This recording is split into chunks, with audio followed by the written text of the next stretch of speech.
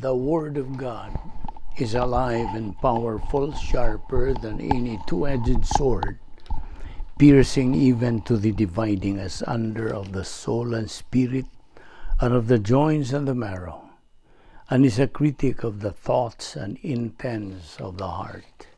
All Scripture is God-breathed and is profitable for doctrine, for reproof, for correction, for instruction in righteousness, that the man of God might be mature, thoroughly equipped unto all good works.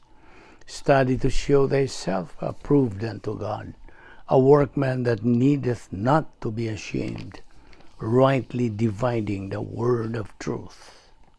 Philippians 2:8. He humbled himself by becoming obedient unto death, even death on the cross. Philippians 4:19. My God shall supply all your needs according to his riches in glory in Christ Jesus. Philippians 1:21. For to me to live is Christ, and to die is gain. Revelation 21:4. The Lord shall wipe away all tears from their eyes. There will be no more crying, no more suffering, no more pain, no more death. The old things are passed away. 1 Timothy 2:5. For there is one God and one mediator between God and men, the man Christ Jesus.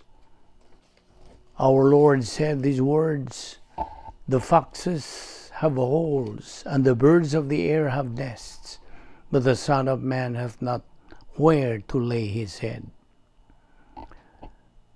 Sa dili pa kita magapadayon, sa pagtuon sa pulong sa Dios, di adlaw, gikinahanglan nato ang atong pagsusi sa atong kaugalingon kung napawa kita mga sala nga gitiner diya sa atong kalag, kini kung dili nato isugid nito sa tubangan sa Dios kamahan, mahimo lamang kini nga babag sa atong pagtuon sa pulong sa Dios. Ang ministry sa balaang Espiritu Santo dili makalihok sa pagpasabot, pagpatinaw sa kamaturan, gumikan niya ng sala nga nagababag sa atong kalag. Busa, let us use now the principle of 1 John 1:9, the rebound technique of in English it says, if we confess our sins, God is faithful and just to forgive us our sins and to cleanse us from all unrighteousness. Apanalang kanimo higala, nga dili pa luwas, you are still an unbeliever, ang imong giatubang dili ang pagsugit sa imong mga sala, kundi ang paggamit niya ng imong kabubuton.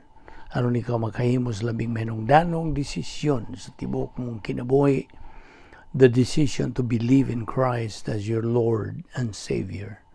Acts 16:31 agayon.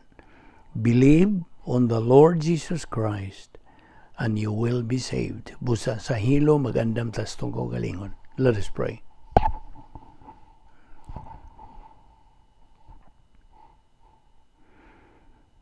Bala na mo nga Diyos, unas tanan nagapasalamat kami kanimo sa imong pagdala ka namon ning dapitan na usab karon aron kami makapadayon sa among pagtuon sa imong pulong. Salamat nga imo pa kami gipabuhi ang tud ni gayuna timailhan nga ang imong plano sa among kinabuhi nagapadayon pa sa paglihok. Ang imong grasya, ang imong kaluoy, ang imong gugma mao'y nagalihok sa among kinabuhi nga dili kami takos. Busa, niini adlaw nagapasalamat kami kanimo nga imo kami gihatagan og lain pang kagayunan nga kami makikambitay sa imong balaang pulong og kanimo nga among bugtong manluluwas. Nagapasalamat kami nining tanan. Ubani kami yan ang among Bible study through the YouTube o sa Balbido Evangelistic Ministry. Kining tanan na among gipasalamatan sa ngalan ni Ginoong Hesukristo. Amen. Maayong adlaw sa tanan nato nga mga subscribers, atong mga higala nga nagasunod ni atong ministry, o ilabi na sa atong mga isig ka magtuto, fellow believers who are positive to growing up spiritually, pinagi sa tuon pulong sa Dios ni ining atong ministry, adlaw-adlaw kining atong pagtuon pulong sa Dios. And you know how we have to follow the rules or the SOP ingnon ta nga kita maka panag-iya og uswagon og kanang madinaugon nga pagkinabuhi. Kay mao man kini ang atong tuyo. Kay agi kinig sunod sa mando sa Dios nga buot niya nga kita magmadinaugon sa atong Kristohanong pagkinabuhi. Mao na nga aniya pa kita nagadupot sa atong tun-anan nga giuluhan og the mark of a true believer in Christ. So mao ni atong itun-an kining subtitle ni nga The Real Keys of Success in Life, nga agi kini og labas na usab sa atong panumduman nga dili na gyud kini nato makalimtan. Now, kagahapon atong gisgutan kadtong dinhalan ta kutob si ikaduha nga The Real Keys of Success in Life. Ato nagiingon kanimo. Okay, as a review, ako kanangingnan nga the real key of success in life is not pinagi sa mga lakang gisugyot sa mga secular books, sama niya ng popular nga libro nga naguluhan og how to win friends and influence people. Dili ka na mao kay kana human viewpoint kana mga tawhanon kanang mga pangunahuna. So ang atong gitutukan dili ang mga tawhanong pangunahuna kundi dili Dios nun. Kay way makalupig sa mga panghuna-huna sa Dios. Mao na nga atong itunan.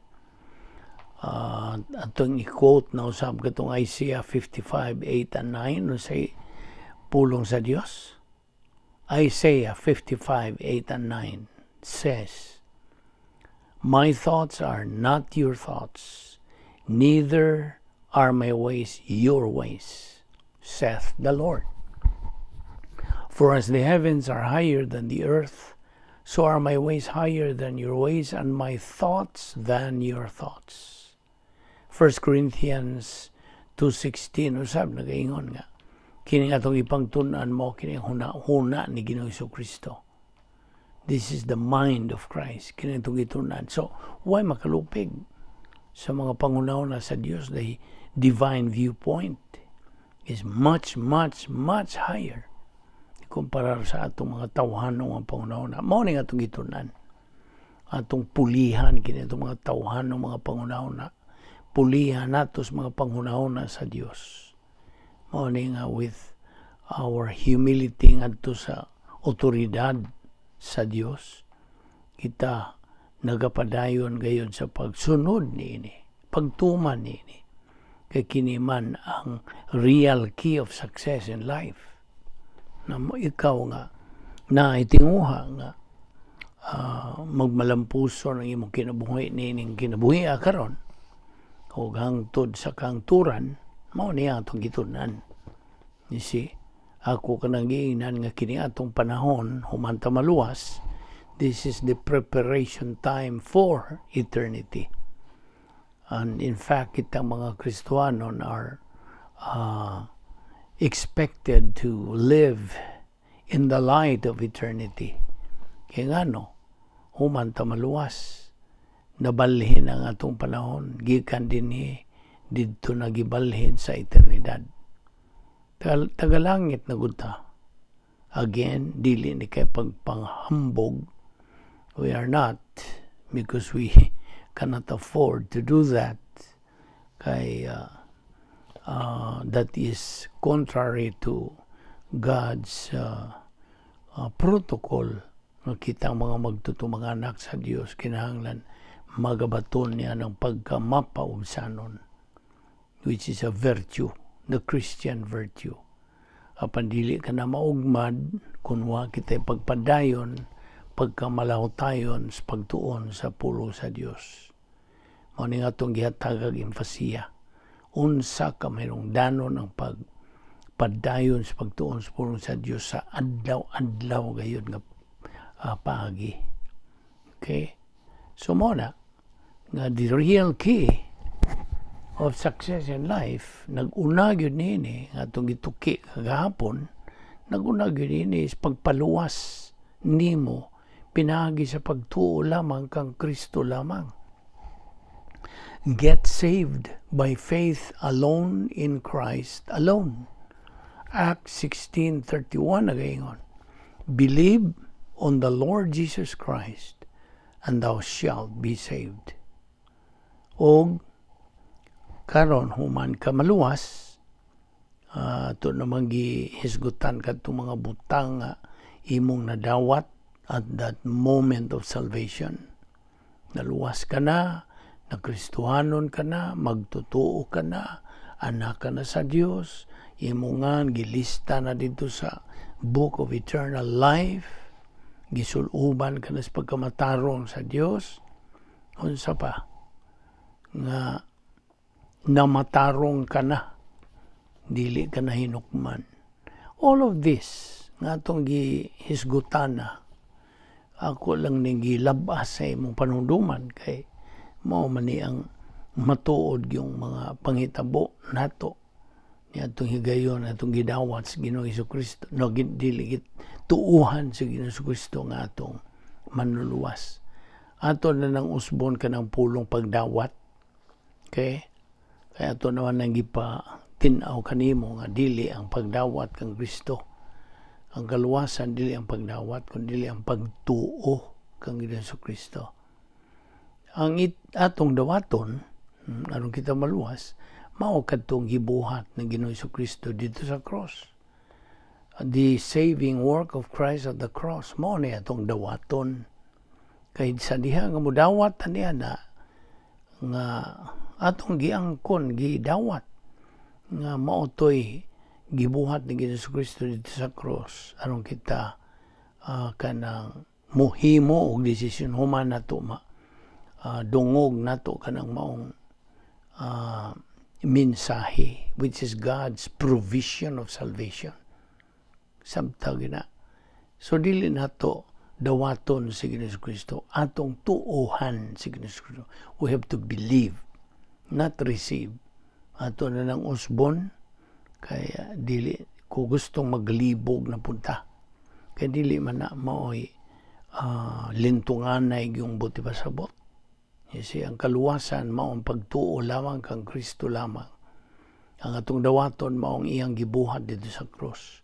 Kaya sa imong pagdawat sa gibuhat ng Ginoong Jesucristo dito sa cross, that is now kanang analogous na diha. O inon ta tantamount na imo nagituuhan si Ginoong Jesucristo nga imong manluluwas. Kasabot ka. So ato gyapon ang gilabas sa imong panumduman just to refresh you. So karon human ka maluwas, kita nga luwas na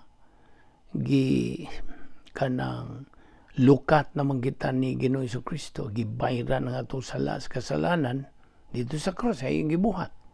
Then karon aniya na kita sa ikaduhang bahin sa plano sa Dios, sa protocol plan of God.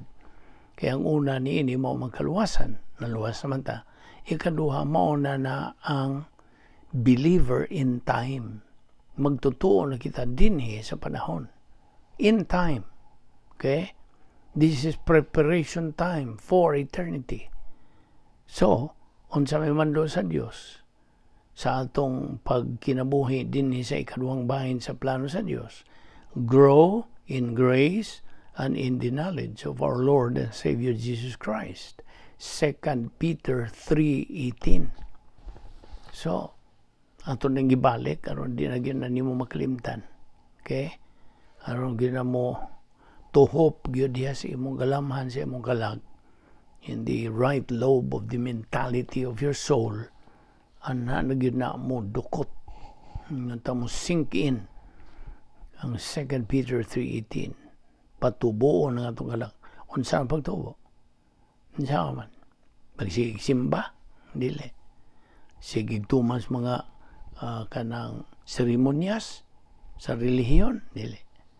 Grow in grace. Ang pagtuon sa pulo sa Dios mao kana ang proseso nga gipahimangno sa Dios kanato. Patun-on ta sa iyang kamaturan, sa iyang pulong adlaw-adlaw. Kung mukaon tag material food every day, we also have to feed our soul every day. Kasabot ka? Grow in grace and in the knowledge of our Lord and Savior Jesus Christ. Nagtubo ta sa grasya. Ini nga maong process. Patubuo na nga itong kalag sa grasya o kahibalo. Now actually, dili magina mo kahibalo. Kana kaalam na. Nagtuon tas kaalam sa Dios. Kining atong gitunan, mga kaalam ni sa Dios. Nga nahimo ng unsa. Bahin na sa atong kalag. Ang atong gitunan kay atong nainomdom ka pa ba sa operation SLBA nga mao man kana ang atong slogan kini sa atong pagtubo ng espirituhanon. SLBA, study, learn, believe, apply. Okay? Dili lang kay sige lang kag study, why pag-apply. Studying God's Word is one thing, but applying the Word of God in our life is another thing. I hope na sil-sil ni mo ka na. So, morning atong gibuhat. Adlaw-adlaw. Okay? Daily basis, kini atong pagtuon sa pulong sa Dios. Aron sa ingon niya na ang atong kalag mo tubo diya sa grasya o kay balo. Knowledge. Mao niya ang atong tumong, our main objective as believers in the Lord Jesus Christ is to acquire knowledge. Managingon sa akong higalang pastor nga, knowledge, vitamin K, knowledge. Sige, tuon sa kamaturan, sa kahibalo, kang Ginoong Jesucristo. Na mao na, sa tanto na natong tuon sa iyang pulong, anhag yun maklaro na itong magtataw na yun nato. Kinsa o unsa sa Ginoong Jesucristo sa atong kinabuhi. Now, timan ini, the main purpose nga nagtuon tas pulong sa Diyos unsa, dili lang kay, mao ni atong ito na lagi kay, karong mutubo, unsa diha. Ang tinuod yun, lintunganay yun, nga tumong sa atong pagtuon adlaw-adlaw, to make the Lord Jesus Christ real to our life. Nakadungog ka, aron mahimog yung tinuod, tataw, klaro, tinaw, bugos, timos, buhi, si Ginoong Kristo sa atong kinabuhi. Sabtag na. That's the main reason why nga magtuon tas pulong sa Dios adlaw-adlaw aron mahimog siyang buhi na gyud. Of course, buhi man gyud si Ginoong Kristo ang pasabot nga alang kanato. You see, He is more real than the person seated beside you or sa diyang dool dis mong kinabuhi. Mao ni. So mao ni patubuon ang atong kalag. Mao ni kaduha nga real key of success in life. Natiman ang atong uluhan nining atong tunanan sa the mark of a true believer in Christ. Mao ni atong gitunan aron maklaro na gyud nato. Sil-sil na gyud ni. It will sink in ngadto sa inner sanctum of our soul. Okay, mo na ikaduha. Okay, so naklaro na nimo. Patuboon ang atong kalak. Mo ni gitawag natong spiritual momentum. Ako kanang kanang patinawan kagapon may tungod ning momentum pagbuylo sa atong espiritual ng pagkinabuhi. Pagbuylo. Hantod nga mo sutoy na gyud hala padayon na gyud sibog ngadto sa unahan. Just advancing, not retrogressing. Opposite ni ning pag sa advance, mao ang pag-retrogress, pag-atras. You see? Now, reverse. Na mao na nga, atong tunan po ni may tungod nining 8 momentum test later sa atong pagpadayon nini. Okay, mao ni ikaduha nga real key of success in life. Anto ta si katulo. Ang ikatulo is to prioritize God's Word. Now, ang sabot pasabot. Prioritize. Make it as your priority. Maipasiuna. Mahugiuna. Kitang tao, God. Kitang tao, no? Mag-isgot tas tao in general. Na manggitay kanang paborito o kanang nag-una sa atong kinabuhi. Di ba? Ikaw ba na sa may imong priority? Imong asawa. Ikaw asawa sa may priority. Imong bana. Kamong mga ginikanan sa may hustong priority. Inyong mga anak. All of this. Basta kitang tanan na atay priority, na atay pasiuna. Nga mo'y atong unsa. Gihatagan gyud unang pagtagad sa atong kinabuhi. Now, kining ikatulo nag-ingon, prioritize God's Word. Himoa nga mo'y imong pasiuna sa imong kinabuhi. And it says there, expose yourself to doctrinal Bible studies. Doctrinal. Kining atong gibuhat, kining atong ministry.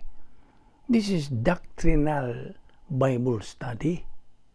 Ambot pasabot ng doctrinal, gikagunas pulong nga doctrine. Ay na, mga ubang mga Kristuhan, murag mahadlok sila makadungog word nga doctrine. Murag na ipagka-prejudice o inon ta, murag bikil ba nila kung mag-isgot og doctrine o doktrina. Mo ingon tong uban, murag mo sinta ba sila, wala, naghisgot na lang doktrina. Nawa sila kahibaw. Nabutahan sila nga ang buti pasabot sa doktrina gyud maong pulong sa Dios. Kasabot ka? Mao man ay buti pasabot. Doctrine means the Word of God. Mao nangingon nato nga expose yourself to doctrinal Bible studies. Kay mao lagi ni atong hatagag pasiuna.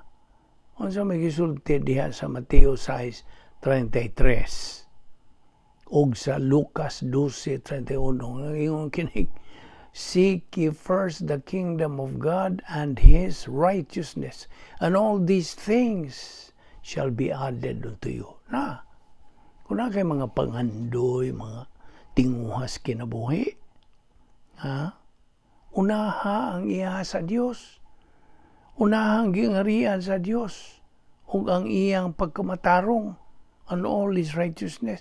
Ug kining tanan imong mga tinguha, mga damgo, mga ambisyon sa kinabuhi, idugang ra na. Kaya ang Diyos, dili buot siya o kanang naa siya'y kompetensya, naa siya'y rival. Mao bito ang pulong sa Diyos na gaingon nga, God is a zealous God. Jealous. Abubuan.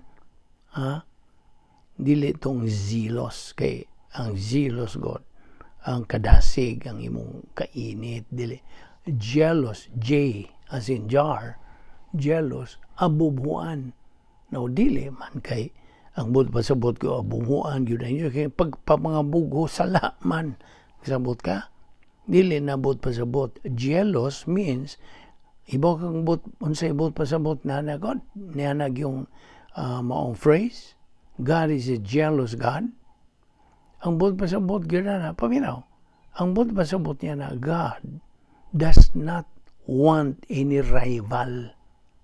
Mao ni but pasabot dili siya buot nga naay kompetensya o mo rival niya. You see, mao na but pasabot. Mao na ang iyang Mateo 6:33 lagi o Lucas 12:31 lagi una ang gingharian sa Dios ug ang iyang pagkamatarong o kining tanan nga mga pangandoy igadugang ra diha nimo na sigurado gimoabot kati ang mga tinguha basta unahon lang nimo ang gingharian o pagkamatarong sa Dios. Kasabot ka? I hope na klaro nimo na ato na ginahinayan yung patinaw nimo. So prioritize God's word, make it as your number one priority. So, mo na ikatulo. Kaysa diha nga you expose yourself to doctrinal Bible studies then ana diha nimo sinati ang imong pagtubo espirituhanon.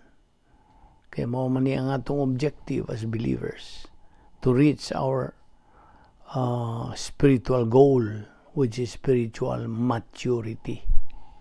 Pagkahamtong ba spirituhanon kay gitandi mao nato sa pagtubo nga tawhanon human growth gikan sa pagkabata nya hingkod nya ngadto sa pagkahamtong. So mao pod ning spiritual life. Doon na inumdog ka sa 3 levels of spiritual growth. So good sa pagkabata. Baby believer. Masuso. So, nanginahanglan siya o gatas.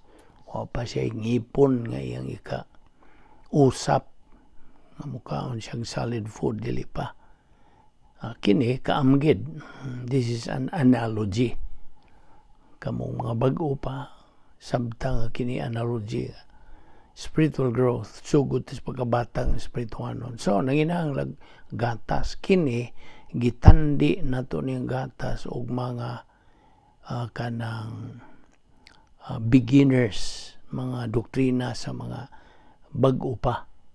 Okay, meaning kanang basic doctrines, basic kanang gatas kana mga itong itandi. So sige nimo inom sa gatas mutubo ang bata ug hangtod makakabot siya sa pagkahingkod adolescent. Anya, sige, padayon sa pagtubo, padayon, nining atong process, pagtuon sa pulong sa Diyos sa daw hangtod, makabot na atong common goal gyud, ng ultimate goal as believers, nga mao ang spiritual maturity.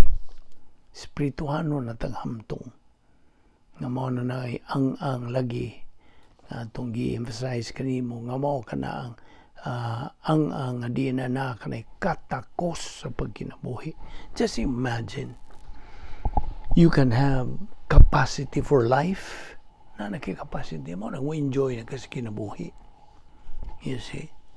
O bito na kanunay na kung tandi ni pagkinabuhi ng espirituanon sa pagtubo ni parehara nagmo palit ka o appliance, TV ba, radio ba, computer ba, o cellphone ba, o kung sa diha mga gadget diha, sa social media kung sa dili magkaka-enjoy niya nang imong gipalit kung wa kay pagbasa sa instruction manual.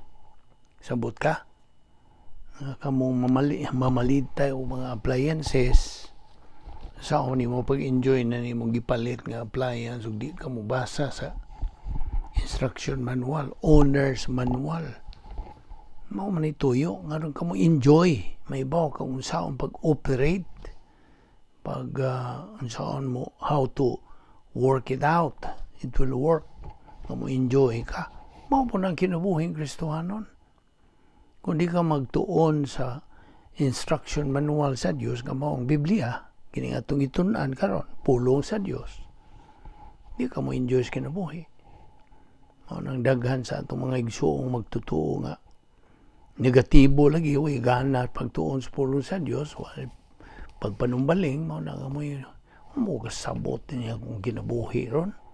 Kristohano naman unta ko. Nanamo na. Nakasabot ka. Kristohanon ka. Luwas ka. Panimo ng pagpanagawi, imong pagkinabuhi, ay hinungdan. Miserable. You are not a winner believer. You are a loser believer. Tinuyuan po si mong buot. Mao ni sinultihan sa itong mga katiguangan. Kung kalimot niya ng mga sinultihan sa akong inahan, sa akong lula mo yun. Kung nakakita yung mga kanang why maayong maabot sa imong ginabuhi, mayon mga katiwang tinuyuan sa imong buot. Na mo, tinuod yun na. Tinuyuan yun sa itong buot. It is true of mo naginganlan o the doctrine of volitional responsibility. Na ato man ang aton panagdugang sa atong pagpadayon sa pagtuon niini. Dinhi lang una kinakutob dinhi. Usara ka real ki atong gituki nining adlaw kay taas-taas man gyud ni atong tun-an ini kana kung mula hutay ka nga na kay mapupo sa nga pagtulunan nga sarang nimo magamit sa imong Kristo ang paghinami. Now, the Christian life is not a joke. Niya akong gihatagag empasiya gyud. Dili na kinumidya, dili duwa. God is dead serious to His word. Seryoso ang Dios niini. Kay seryoso man siya sa paghatag mga kaayuhan nato ingon nga iyang mga anak. He is the author of winners. Di man nina. Siya ang tigmugna sa mga mananaog ng mga Kristohanon. Di ba ka gusto? Nga may mo kang mananaog? Kaya di ka, namo na. May walk sabot na kong ginabuhi. Di yun masabtan. Because you don't have the capacity. Wa kay tuon-tuon sa iyang instruction na unsaon pag-enjoy sa kinabuhi. Namo na. Kasabot ka? Na kung buot kang ma-enjoy sa kinabuhi, you have capacity at gusto ka sa mga panlangin sa Diyos mo na. This is a challenge. So ato ni ipadayon ugma. Gihagit ka mo. Kay wa na'y undangay na ning atong pagtuon sa pulong sa Diyos lagi. Adlaw-adlaw na yun. Okay?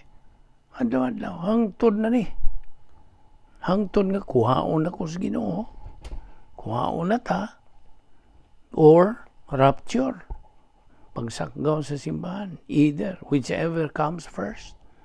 So mo na atong at ni mo din atong pagtuon ni ini unsa kamay nung danon kabililhon ni ini atong gibuhat nga pagtuon sa pulong sa Dios. Ato ni padayon ugma og magampo ta. Balaan na mo nga Dios, nagapasalamat kami kanimo nining laing higayon nga imong gamit ka namo o Dios. Nagpahimulos kami sa imong grasya. Dada kami pagbalik ugma aron kami makapadayon nining among tulumanon diha kanimo pagpatubo sa among kalag. Salamat tanan. Sa ngalan ng Ginoong Kristo. Amen.